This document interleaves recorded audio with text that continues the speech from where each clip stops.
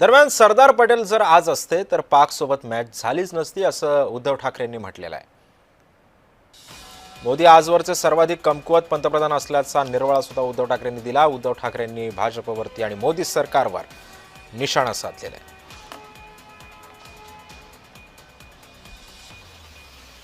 जयशंकर, कसला जय आणि कसला शंकर?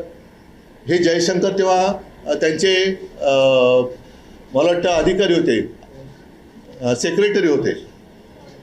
त्याच्यानंतर दुसरं जे म्हटलं जातं की त्यावेळेला सरदार पटेल हे पंतप्रधान हवे होते। मला तर असं वाटतं की आज सरदार पटेल हे पंतप्रधान पाहिजे होते, कारण सरदार पटेल जर का असते तर आजपर्यंत पाकिस्तान शिल्लक राहिला नसता आणि पाकिस्तानबरोबर क्रिकेट खेळण्याचाही प्रश्न उभा राहिला नसता।